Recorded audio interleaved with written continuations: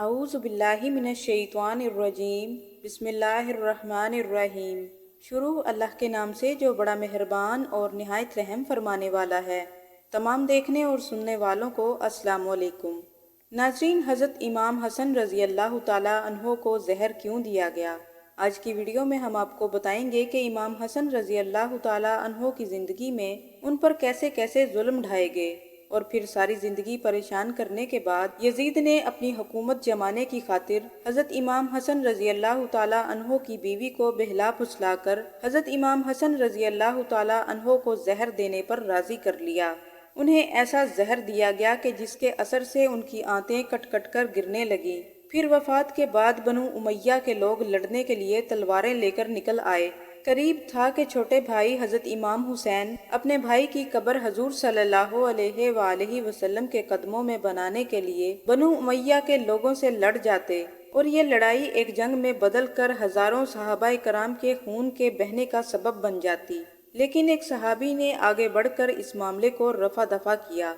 आज की वीडियो में हम आपको इन तमाम बातों का खुलासा बयान करेंगे।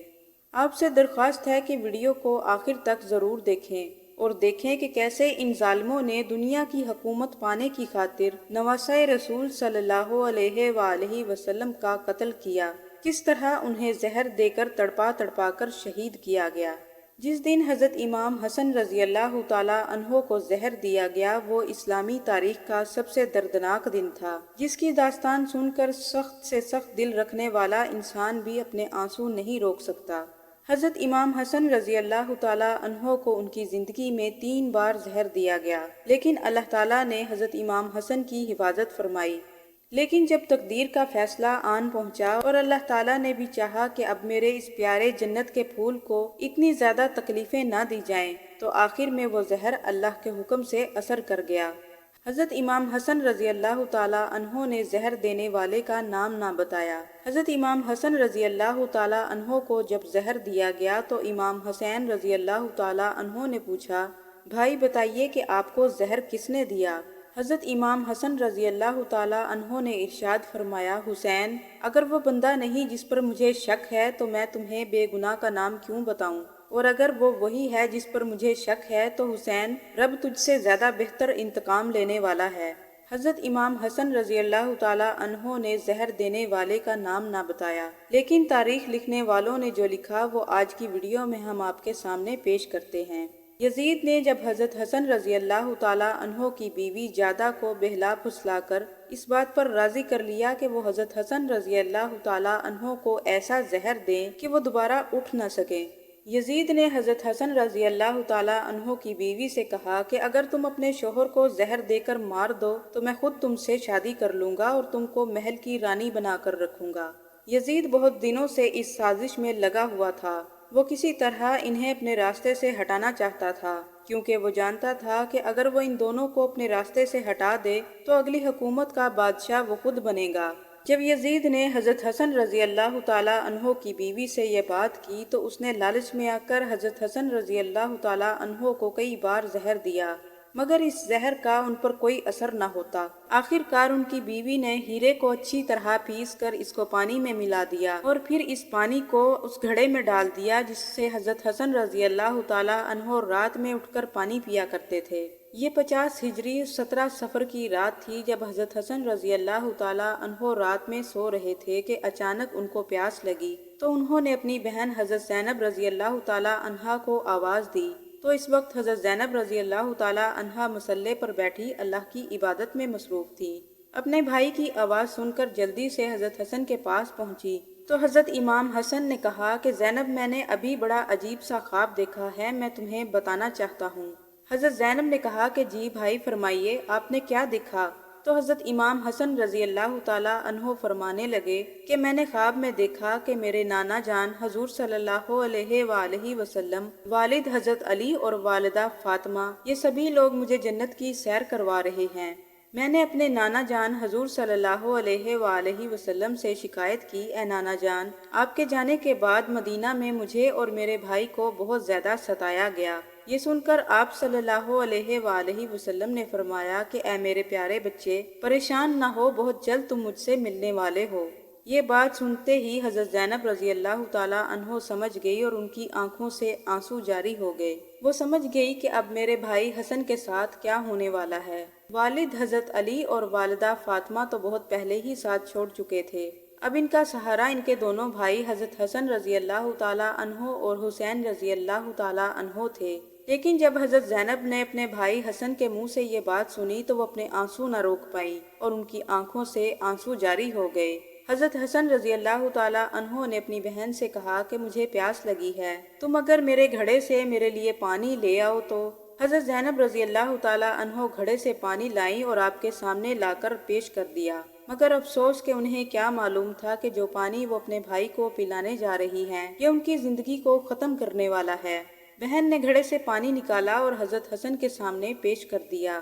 حضرت حسن رضی اللہ تعالیٰ عنہ نے جیسے ہی وہ پانی پیا تو پہلے تو کچھ محسوس نہ ہوا، لیکن پھر تھوڑی ہی دیر کے بعد اچانک ہی وہ پانی اندر ہی اندر آپ کی آنتوں کو کاٹنے لگا اور پھر آپ کو خون کی الٹیاں شروع ہو گئیں۔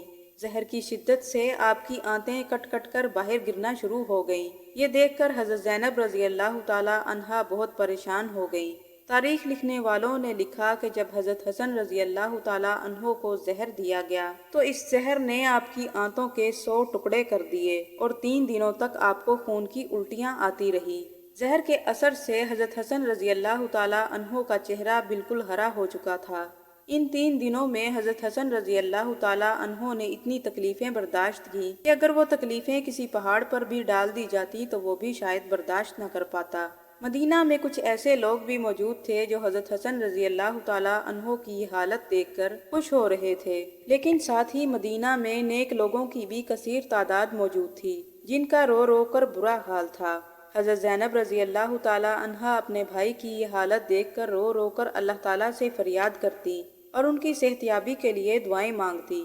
دوستو، آج مدینہ کے کچے گھر میں تڑپتا ہوا یہ انسان کوئی اور نہیں بلکہ وہ ہستی ہیں جسے حضور صلی اللہ علیہ وآلہ وسلم اپنے کندھوں پر بٹھا کر بازار میں گھماتے اور لوگوں سے کہتے، اے لوگو، یہ بچے میری آنکھوں کی ٹھنڈک ہیں، جس نے انہیں تکلیف دی اس نے مجھے تکلیف دی۔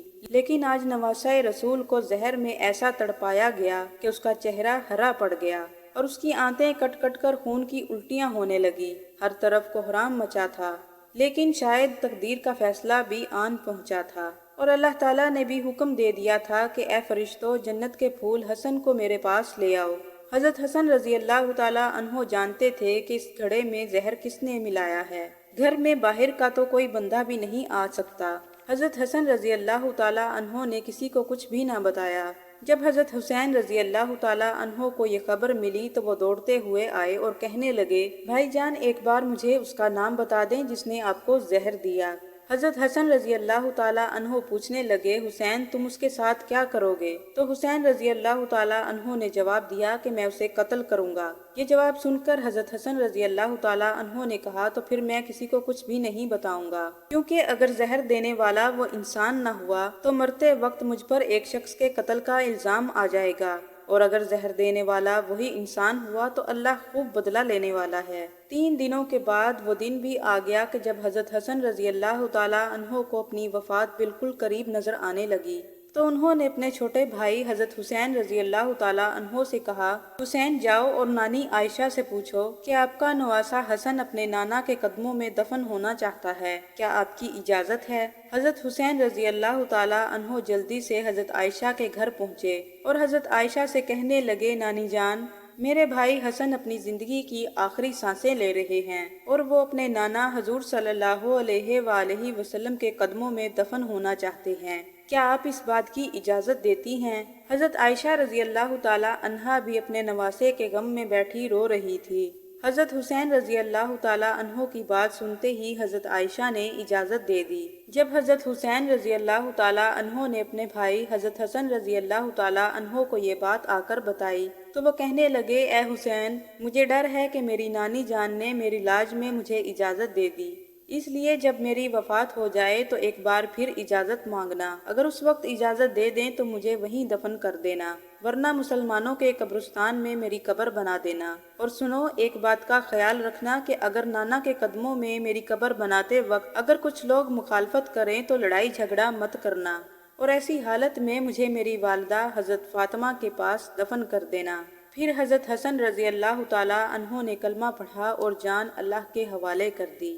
وفات کے بعد ہر طرف ایک کوہرام مچ گیا۔ دور دور کے شہروں سے لوگ سمٹ سمٹ کر مدینہ آنے لگے اور حضرت امام حسن کے جنازے میں کثیر لوگوں کی تعداد موجود تھی۔ حضرت حسن رضی اللہ تعالیٰ عنہ کو غسل دے کر کفن پہنا دیا گیا۔ پھر جب جنازہ تیار ہو گیا تو مسجد نبوی کے سامنے لا کر رکھ دیا گیا۔ ایک صحابی نے آگے بڑھ کر حضرت حسن رضی اللہ تعالیٰ عنہ کا جنازہ پڑھایا اور پھر ان کو حضور صلی اللہ علیہ وآلہ وسلم کی طرف لے کر چل دیے۔ پھر جیسے ہی مروان کے لوگوں کو اس بات کی خبر ہوئی کہ حضرت حسن رضی اللہ تعالیٰ عنہ کو حضور صلی اللہ علیہ وآلہ وسلم کے قدموں میں دفن کیا جائے گا تو یہ لوگ تلواریں لے کر لڑنے کے لیے آ گئے اور کہنے لگے کہ جب ہمارے ایک فرد حضرت عثمان کو اس جگہ دفن نہ ہونے دیا گیا تو ہم حسن کو بھی یہاں دفن نہیں ہونے دیں گے۔ یہ سن کر حضرت حسین رضی اللہ تعالیٰ عنہ غصے میں آ گئے اور کہنے لگے، تم ہوتے کون ہو میرے بھائی کو اپنے نانا کے پاس دفن کرنے سے روکنے والے؟ یاد رکھنا اگر تم بیچ میں آئے تو میں ایک ایک کی گردن اڑا دوں گا۔ قریب تھا کہ حضرت حسین رضی اللہ تعالیٰ عنہ اور مروان کے لوگوں کے درمیان ایک جنگ چھڑ جاتی اور مدینہ صحابہ کرام کے خون سے بھر جاتا، لیکن اسی وقت حضرت ابو ہریرہ رضی اللہ تعالیٰ عنہ آگے بڑھے اور کہنے لگے، اے لوگو کیسے ظالم ہو، حضور صلی اللہ علیہ وآلہ وسلم کے نواسے کو بھی اپنے نانا کے پاس دفن نہیں ہونے دیتے۔ لیکن آپ کی بات کا مروان کے لوگوں پر کوئی اثر نہ پڑا اور وہ تلواریں لے کر ضد پر اڑے رہے۔ جب حضرت ابو ہریرہ نے یہ حالت دیکھی تو حضرت ابو ہریرہ رضی اللہ تعالیٰ عنہ نے حضرت امام حسین رضی اللہ تعالیٰ عنہ کو اپنے پاس بلایا اور کہا، اے میرے پیارے بچے، کیا تمہیں اپنے بڑے بھائی حسن کی وہ وصیت یاد نہیں کہ جو انہوں نے وفات کے وقت کی تھی کہ اگر مجھے میرے نانا کے پاس دفن کرنے سے کچھ لوگ اعتراض کریں اور مخالفت کریں تو لڑائی جھگڑا مت کرنا بلکہ مجھے میری والدہ فاطمہ کے پاس دفن کر دینا۔ یہ بات سنتے ہی حضرت حسین رضی اللہ تعالیٰ عنہ کا کچھ غصہ ٹھنڈا ہو گیا اور پھر کہنے لگے کہ چلو جنت البقیع کی طرف، میری والدہ فاطمہ کے پاس قبر کھودو، وہاں میرے بھائی حسن کو دفن کیا جائے گا۔ پھر تمام لوگ جنت البقیع کی طرف پہنچے اور حضرت امام حسن کے لیے قبر کھودی گئی۔ شام ہوتے ہوئے حضرت امام حسن کو ان کی والدہ حضرت فاطمہ رضی اللہ تعالیٰ عنہا کے پاس دفن کر دیا گیا۔ ناظرین، یہ تھی ہماری آج کی ویڈیو۔ اگر آپ کو یہ ویڈیو پسند آئی ہو تو لائک اور سبسکرائب کرنا نہ بھولیں۔ ملتے ہیں اگلی ویڈیو کے ساتھ، اجازت دیجیے، اللہ حافظ۔